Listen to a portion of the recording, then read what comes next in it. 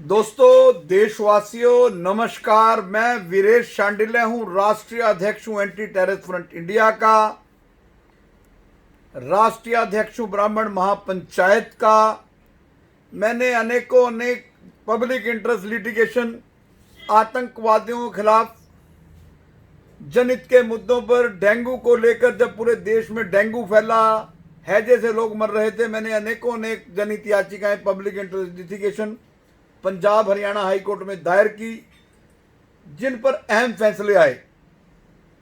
मेरा हर विषय जनहित में रहा और जनहित में जब तक मैं लड़ाई लड़ता रहूंगा। मैं दो ही मुद्दों पर लड़ता हूं, आतंकवाद के खिलाफ राष्ट्र को मजबूत करने के लिए, एंटी सोशल और एंटी नेशनल ताकतों को समूल नाश करने के लिए, और दूसरा मेरा मुद्दा होता है कि आम आदमी, देश के अंतिम नागरिक को न्याय मिले, देश के अंतिम नागरिक तक जस्टिस डिलीवर हो। मेरी लड़ाई रहती है कि जस्टिस को डिफाइन किया जाए कि जस्टिस का मीनिंग क्या है। देखिए, जजमेंट तो एक नायब तहसीलदार भी लिखता है बतौर एग्जीक्यूटिव मजिस्ट्रेट, जो सबसे छोटी पोस्ट है, लेकिन जस्टिस कौन देता है इस दुनिया में, बड़ा सवाल ये है। और कहते हैं justice delayed and justice denied. ऐसे इंसाफ का, ऐसे जस्टिस का कोई फायदा नहीं जो देरी से मिले। देरी से मिला न्याय, न्याय नहीं कहलाता, वो तो अंधकार, जंगल राज, मनमर्जी का हिस्सा होता है।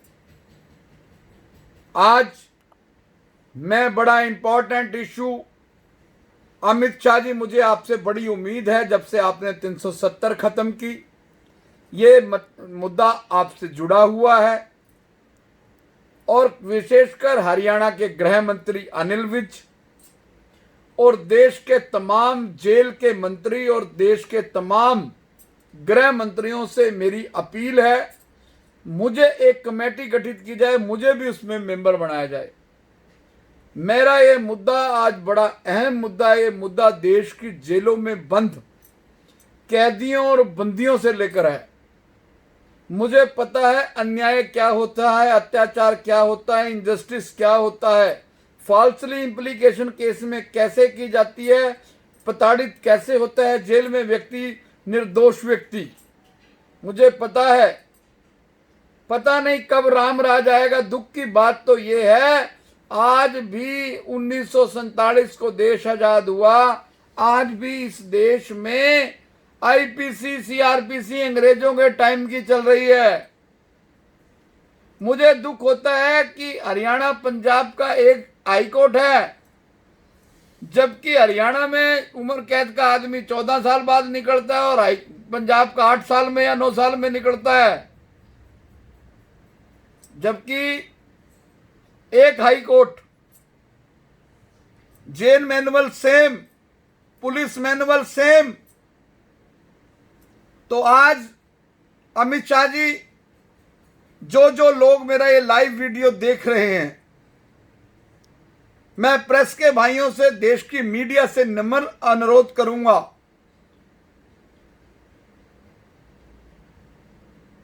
देश की मीडिया मेरे इस वीडियो को, मेरे इस पैगाम को, मेरे लाइव पैगाम को जन आंदोलन बनाए, मूवमेंट तैयार करे। इतिहास इस बात का साक्षी है कि भगत सिंह, राजगुरु, सुखदेव और अन्य हमारे शूरवीरों को किस तरह अंग्रेजी हुकूमत ने जेलों में प्रताड़ित किया, टॉर्चर किया, 3rd डिग्रियां दी, काला पानी में भेजा। आज मैं उन्हीं जेलों से संबंधित अमित शाह जी आपसे मांग करता हूं, और आप खुद चेयरमैन बन के अनिल विज जैसे मंत्रियों को, जो गृह मंत्री हैं, उनको साथ रखें, और हमारे जैसे जो लोग न्याय के लिए लड़ते हैं, जस्टिस दिलवाने के लिए लड़ते हैं, ऐसे लोग जोड़े जाएं। हर हाई कोर्ट से जो सबसे सीनियर जज हैं उनको लिया जाए, सुप्रीम कोर्ट के जजों को उस कमेटी के अंदर लिया जाए, किरण बेदी जैसे, और देश के एक्टिविस्ट, जो सोशल एक्टिविस्ट हैं, उनको जोड़ा जाए। मेरी मांग बड़ी विस्तार से कहूंगा। जेल में जाने वाला व्यक्ति मुकदमा दर्ज होने के बाद पुलिस उसको गिरफ्तार करती है। सीआरपीसी 154 सेक्शन बड़ा क्लियर कहता है कि अगर कोई कॉग्निजेबल ऑफेंस की, संज्ञा अपराध की अगर कोई शिकायत आती है उसके ऊपर मुकदमा दर्ज किया जाए। लेकिन मुकदमा दर्ज होते ही गिरफ्तार कर लिया जाता है। मेरी समझ से बाहर है ये किस कानून का हिस्सा है, कहाँ पढ़ाया जाता है, कौन से इंस्टीट्यूशन में पढ़ाया जाता है। आईपीएस कहाँ से पढ़ के आते हैं, क्योंकि हैदराबाद में आईपीएस को ट्रेनिंग मिलती है, मंसूरी में मिलती है। जो स्टेट लेवल के हैं उनकी, जैसे पंजाब में फिलौर है, हरियाणा में मधुबन है। तो ये कहाँ लिखा हुआ है? क्या देश के होम मिनिस्टर साहब व्हाइट पेपर इश्यू करेंगे मेरी इस बात पे कि एफआईआर दर्ज होने के बाद क्या व्यक्ति दोषी या आरोपी बन जाता है? क्या फैक्ट्स वेरीफाई नहीं करने होते? क्या एविडेंस कलेक्ट नहीं करनी होती फाइल पे? सीआरपीसी एक प्रोसीजर है लॉ के अंदर, सीआरपीसी, जिसके तहत पुलिस काम करती है, पुलिस जांच करती है। और सीआरपीसी के अंदर आपको पुलिस विभाग को लिबर्टी है कि उसकी इन्वेस्टिगेशन में कोई कोर्ट इंटरफेरेंस नहीं कर सकती। लेकिन उसके बावजूद भी मुकदमा दर्ज होने के बाद जेल में डाल दिया जाता है। उसके बाद इन्वेस्टिगेशन होती है, उसके बाद फाइल के ऊपर एविडेंस आती है, उसके बाद जो है चालान पेश किया जाता है। और जब जो व्यक्ति जिस पर केस दर्ज है, जब वो कोर्ट में जाता है बेल लेने के लिए, चाहे वो सेशन कोर्ट हो, चाहे वो हाई कोर्ट हो, चाहे वो सुप्रीम कोर्ट हो, जिनको मैं हाई कोर्ट और सुप्रीम कोर्ट में तो जजेस को माई लॉर्ड कहा जाता है, उनके नाम के आगे तो जस्टिस है। जस्टिस शब्द या तो भगवान के लिए इस्तेमाल होता है, हे भगवान हमें जस्टिस दे, या जजों के लिए हाई कोर्ट और सुप्रीम कोर्ट के जजों को जस्टिस कहा जाता है। जस्टिस, एक आईपीएस भी जस्टिस नहीं देता, उसके नाम के आगे भी जस्टिस नहीं है। जस्टिस अगर ईमानदारी से जस्टिस हो तो एक चौकी का थानेदारी जस्टिस दे सकता है, लेकिन उसके काम में ईमानदारी हो, राम राज हो, उसके लिए कर्म ही धर्म हो, उसके लिए काम ईमानदारी की प्रतिज्ञा हो, संकल्प के साथ हो काम, संविधान के तहत हो काम, मानवीय मूल्यों पर आधारित हो इन्वेस्टिगेशन। लेकिन अंधेर नगरी चौपट राजा, टके सिर भाजी टके सिर खाजा, इस पॉलिसी पर काम हो रहा है। इस देश में कई बार तो ऐसा लगता है अमित शाह जी, अनिल विज जी, कि एक लड़ाई और लड़नी होगी रामराज के लिए। हमें अपने ही घरों में अब अपने ही सरकारों से, अपनी पॉलिटिकल टेररिज्म से खतरा है। सरकार बदलती है, दूसरे लोग टारगेट हो जाते हैं पार्टियों के, दूसरी सरकार आ जाती है तो दूसरे लोग टारगेट हो जाते हैं। एफआईआर का, विजिलेंस का, ईडी का, सीबीआई का, एनआईए का, जिसकी सरकार होती है वो मिसयूज करता है। जबकि ये एजेंसियां इलेक्शन कमीशन की तरह इंडिपेंडेंट होनी चाहिए। और मैं बात कर रहा था कि सेशन में चले जाओ, हाई कोर्ट में चले जाओ, सुप्रीम कोर्ट में चले जाओ, एक लाइन ही लिखी जाती है। एक हवलदार लेवल का आदमी आता है, कोर्ट में पेश होता है, सल्यूट करता है जस्टिस साहब को कि सर इन्वेस्टिगेशन पेंडिंग है, सर अभी चालान देना है, इसकी बेल ना ली जाए, ये एविडेंस को टेम्पर करेगा, ये एविडेंस को इन्फ्लुएंस करेगा। क्या कभी माय लॉर्ड, मेरे जस्टिस, देश के जस्टिस जो हैं, क्या उन्होंने कभी उससे क्रॉस एग्जामिनेशन किया है कि क्या आपकी ड्यूटी एफआईआर दर्ज करने के बाद इन्वेस्टिगेशन शुरू करते और उसके बाद फाइल के ऊपर रिकॉर्ड लेकर आते, एविडेंस कलेक्ट करते, फिर अरेस्ट करते, फिर कोर्ट को कन्विंस करवाते कि सर इस आदमी ने ये क्राइम किया है, this this this this this evidence. But no, जेलें भरी जा रही हैं, जिस विषय पर मैं आ रहा हूं वो जेलों से जुड़ा है। कोरोना महामारी के कारण बहुत से लोगों को देश में पैरोल दी गई है, चाहे वो गैंगस्टर थे, चाहे वो क्रिमिनल थे, चाहे वो 302 में थे, किसी ऑफेंस में थे, वो बाहर आए, अपने परिवारों में रहे। और मैंने कोई लंबी चौड़ी किसी अखबार में भी खबर नहीं पढ़ी, मैं सब मेरे पास 10 अखबार आते हैं कि उन लोगों ने कोई क्राइम किया हो। मैं सिर्फ अमित शाह जी, आप एक कमेटी बनाइए अपने नेतृत्व में। जेल में भेजने का मतलब ये नहीं होता कि आप वहां बंदी को समाज से अलग रखा जाता है, लेकिन जेलों में जो बंदी हैं, जो कैदी हैं, वो टॉर्चर हो रहे हैं। पैरोल के नाम पर अगर एक एसएचओ लिख देता है, पहले तो सबसे बड़ी बात हरियाणा से मैं करूंगा, एक आदमी 5 साल से जेल में किसी क्राइम ऑफेंस में बंद है, वो अंडर ट्रायल 5 साल उसको बेल नहीं मिली। हरियाणा का कानून बताता हूं मैं आपको, जेल मंत्री रंजीत सिंह साहब, डीजीपी प्रिजन के सेल्वराज साहब, you are IPS officer, you are dead honest. मैं आपको तब से जानता हूं, you are commandant HAP Ambada. मैं सल्यूट करता हूं आपके ऑनेस्टी को। अंदर जेलों में पैरोल के नाम पर लिख दिया जाता है, जब पैरोल निकलती है 5 साल एक आदमी जेल में बंद है, उसको कन्विक्शन होगी 6ठे साल, तो पहले वो 1 साल अपनी कैद के काटेगा, तो वो इंटाइटल होगा पैरोल का। पैरोल सुपरिटेंडेंट भेजेगा डीसी को, डीसी साहब भेजेंगे एसपी साहब को, एसपी साहब भेजेंगे इलाका के एसएचओ को, एसएचओ भेजेगा इलाका के डीएसपी को, डीएसपी भेजेगा एसपी को, एसपी भेजेगा डीसी को, डीसी भेजेगा कमिश्नर को, और एक एसएचओ की रिपोर्ट के ऊपर कि जो व्यक्ति ने ये मर्डर किया है उसके परिवार को इससे खतरा है, उसकी पैरोल खत्म। नंबर 2, इसके ऊपर गंभीर चिंतन किया जाए। नंबर 2, सुपरिटेंडेंट जेल्स को पूरी पावर दी जाए। किसी बंदी कैदी के अंदर रहते हुए माँ बाप, परिवार के लोग ब्लड रिलेशन में कैजुअलिटी हो जाए, एक्सीडेंट हो जाए, डेथ हो जाए, उसको तुरंत उसकी सूचना दी जाए और उसको कस्टडी पे, संस्कार में, 13वीं पे, फुल्लों में भेजने का कानून बने। नंबर 3, काउंसलिंग हो। ये नहीं है कि एक हार्डकोर क्रिमिनल है, एक आम क्राइम करके गलती से क्राइम हो गया, वो सारे इकट्ठे हो गए। अच्छे लोगों को अच्छी जगह जेलें बनाई जाएं, उनकी कैटेगरी फिक्स की जाए।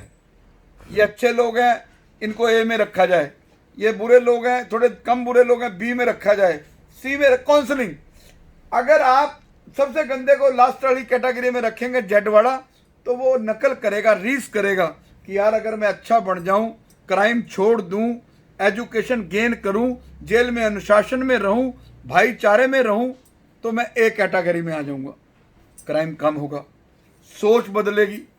जेलों में कंप्यूटर दिए जाएं, जेलों में फिक्स टाइम नहीं, उनको जब मर्जी जिस नंबर पे भी वो घर के नंबर पे बात करना चाहे, दिन में 4 बार करना चाहे बंदी खुलने के बाद, ऐसा कानून बने, ऐसी सुविधाएं दी जाएं। जो लोग उम्र कैदी हैं उनके लिए भवन निर्माण किए जाएं, उनको एक कमरा, एक रसोई, अपना रोटी पानी अपने आप बनाने का इंतजाम सारा दिया जाए, क्योंकि उनसे कोई माँ के पेट से क्राइम नहीं सीखता, जन्मजात कोई क्रिमिनल नहीं होता, कई बार गलती से क्राइम हो जाता है, फिर वो क्राइम के रास्ते पर बढ़ता चला जाता है।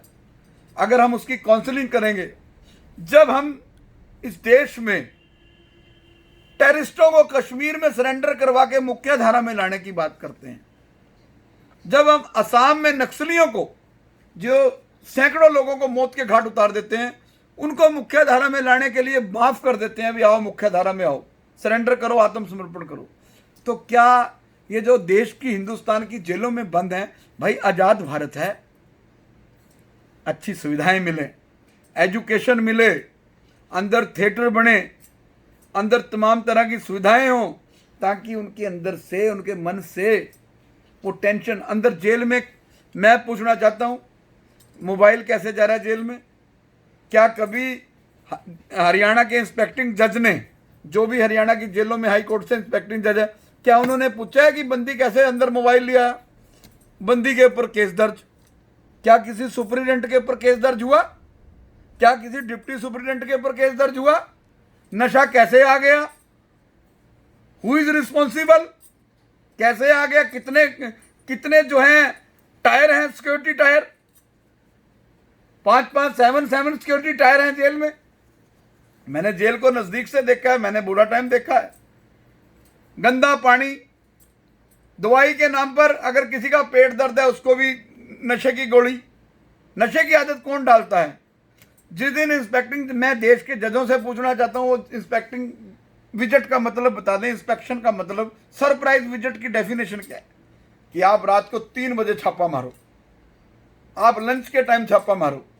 यहां बता के आया जाता है कि आज हाई कोर्ट के जस्टिस ने अंबाला की सेंट्रल जेल में आना है, आज हाई कोर्ट के इंस्पेक्टिंग जज ने कुरुक्षेत्र की जेल में आना है, आज इंस्पेक्टिंग जज ने फरीदकोट की जेल में आना है, आज लुधियाना की जेल में आना है, आज पटियाला की जेल में आना है।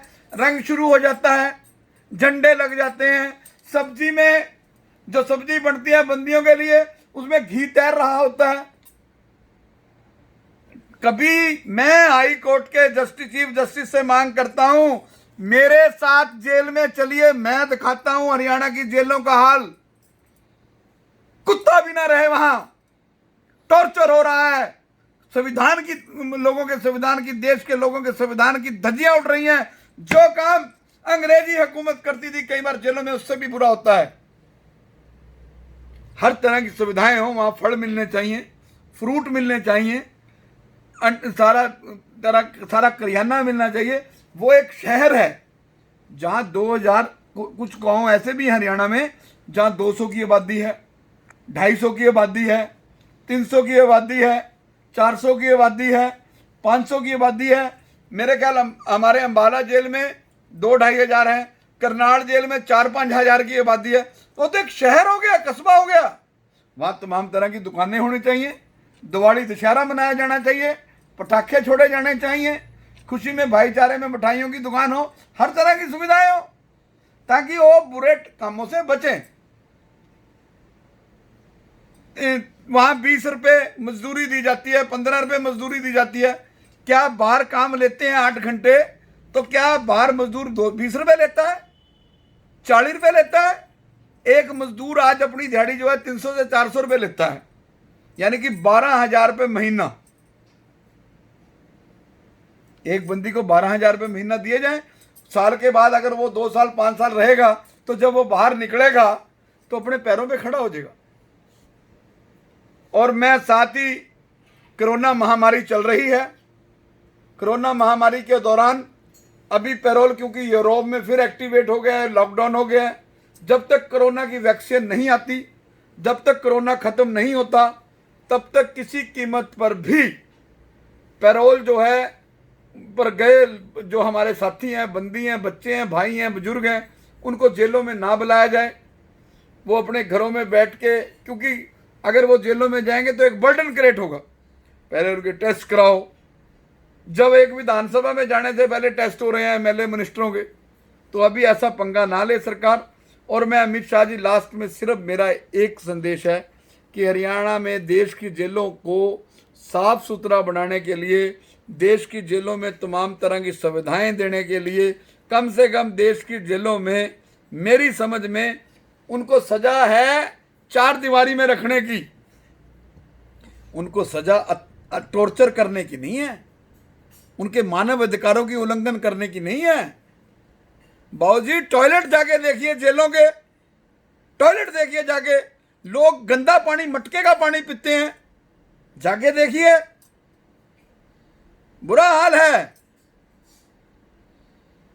ये तो अंग्रेजी हुकूमत है। तो अमित शाह जी, 370 खत्म होने के बाद मुझे हिंदुस्तान में 2 लोगों से बड़ी आस है, बड़ी आस है। एक अमित शाह जी आपसे, एक अनिल विज जी आपसे। आप एक कमेटी कॉन्स्टिट्यूट कीजिए। निश्चित तौर पर मैं उस कमेटी का, मुझे बतौर मेंबर ना लें, मैं आपको असिस्ट करूंगा, अपने खर्चे पर जाऊंगा देश के हर कोने में। आप अमित शाह जी कहेंगे आज मैं हैदराबाद जा रहा हूं, हम हैदराबाद हम इसको हरियाणा, पंजाब और चंडीगढ़ से शुरू करते हैं मुहिम को। अंबाला से शुरू करते हैं क्योंकि 1857 की क्रांति अंबाला कैंट से शुरू हुई थी। तो मैं देश की जेलों से में बैठे साथियों से भी अपील करता हूं, चाहे वहां बुजुर्ग हैं। और दूसरा, नक्शा रिहाई बंद हो, मेरी अपील है। नक्शे रिहाई में बंदी टॉर्चर होता है, टॉर्चर होता है नक्शे रिहाई में। 10 जगह उसके नक्शे पर ऑब्जेक्शन लगते हैं। अंदर एक बात बताइए, अंदर सुपरिटेंडेंट किसी के ऊपर झूठा केस दर्ज कर दे, किसी के गए लाख डांट हो जाए, बंदी आपस में लड़ पड़े, कोई झूठा मुकदमा दर्ज कर दे, कोई पॉलिटिकल आदमी बाहर बैठे अंदर मुकदमा दर्ज कर दे, उसकी टिकट पर तो, कैदी की टिकट पर तो लिख दिया कि इसके ऊपर मुकदमा दर्ज है, और वो टिकट पर लिखी हुए शब्द उसके नक्शे को खराब कर देते हैं, उसका नक्शा रिजेक्ट करा, गवर्नर साहब रिजेक्ट कर देते हैं। ये कानून बंद हो, डूडी रिहाई हो, नक्शा रिहाई ना हो, ताकि बंदी को राहत मिले। उनको अंदर डाल के उनको टेररिस्ट ना बनाया जाए, उनको मुख्य धारा में लाया जाए, उनको सुविधाएं दी जाएं। उनको कोर्ट ने ये नहीं कहा जजमेंट में कि इनको अंदर फांसी पे तोड़ दो, इनको गंदे टॉयलेट दो, इनको आप जाके, मैं chief justice supreme court of India और अमित शाह जी आपसे पूछता हूं, हमारे अर्नब गोस्वामी जी कहते हैं भारत पूछता है, मैं अर्नब जी आपसे पूछता हूं, आप जेलों का मुद्दा उठाएं। वहां जेलों में सलाखें हैं, रात को बंदी वहां फर्शों पे सो रहे हैं, पतली पतली चादरों में, वहां अंदर आराम से बिल्ली बढ़ सकती है, इतने मोटे मोटे चूहे बढ़ते हैं, जानवर बढ़ते हैं, सांप बढ़ते हैं। अगर रात को किसी को काट दे और बंदा मर जाए तो वहां तो ये भी नहीं बताते किस तरह मर गया। मुझे बताओ, अंदर जो एक एसएचओ की कस्टडी में, एक एसएचओ की कस्टडी में अगर एक व्यक्ति मर जाता है तो उस एसएचओ के खिलाफ मुकदमा दर्ज हो जाता है। एक जेल में बंदी मरता है, चाहे फांसी लेकर मरता है, कुछ पीकर मरता है, उस सुपरिटेंडेंट के खिलाफ कोई मुकदमा दर्ज क्यों नहीं हुआ आज तक? होम मिनिस्टर साहब, मैं आपसे पूछता हूं।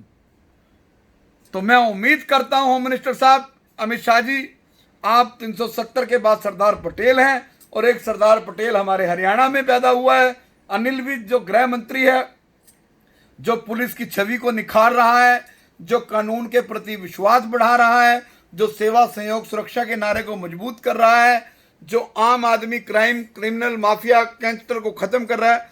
और मैं जेल में बैठे कैदियों और बंदियों से भी अपील करता हूं कि आप भी अपना रवैया बदलिए। अगर एक क्राइम आप कर कर चले गए तो उस वहाँ अंदर बैठकर आप चिंतन करके उसका जो है अपने आप को बदल के पश्चाताप करने का काम करें। और ये शुरुआत देश की सरकार को और राज्यों की सरकारों को करनी पड़ेगी। मेरा अगर ये संदेश, मेरी बात अगर देश के बंदियों को, हरियाणा, पंजाब के बंदियों को अच्छी लगे तो ये मेरा लाइव देश के कोने कोने में जाए, बच्चे बच्चे तक जाए और जन आंदोलन खड़ा जाए। मेरे दरवाजे देश के हर बंदी के लिए खुले हैं। मेरा मोबाइल नंबर 8291933333 है। लेकिन इस संकल्प के साथ मुझे फोन करें जेल में बंद लोग और उनके परिवार के लोग कि उनके बच्चे दोबारा कोई क्राइम नहीं करेंगे, उनके बच्चे मुख्य धारा में रहेंगे, तो मैं जेलों में, देश की जेलों की में उनकी बंदियों की लड़ाई लड़ूंगा। और मैं इसके लिए बहुत जल्द पहले अपने हरियाणा के गृह मंत्री को, फिर गवर्नर को, फिर देश के गृह मंत्री को, अगर तब भी सुनवाई ना हुई तो मैं सुप्रीम कोर्ट में पब्लिक इंटरेस्ट लिटिगेशन पाऊंगा और देश का सबसे बड़ा वकील खड़ा करूंगा। इसके लिए मुझे बंदियों की, देश के कैदियों की जरूरत है। सुभाष चंद्र बोस की तरह आज मैंने संकल्प ले लिया है, तुम मुझे खून दो, मैं तुम्हें आजादी दूंगा, तुम मेरा साथ दो, जेल की व्यवस्था को मैं ठीक करूंगा, अंग्रेजी हुकूमत का राज जेलों में नहीं चलने दूंगा। क्योंकि मुझे पता है जेल में किस तरह झूठा केस डालकर जो है बंद कर दिया जाता है और उसके बाद हत्या तक का प्रयास होता है जेलों में। अब बर्दाश्त नहीं होगा, अब आर पार की लड़ाई होगी। जेल में जो बंदी कैदी है वो जानवर नहीं है, वो भी किसी माँ के बेटे हैं, वो भी किसी बहन के भाई हैं, वो भी किसी औरत के पति हैं, वो भी किसी माँ के बच्चे के बाप हैं। उनको टॉर्चर नहीं होने देंगे। मेरा ये वीडियो जन जन तक पहुंचाया जाए। धन्यवाद।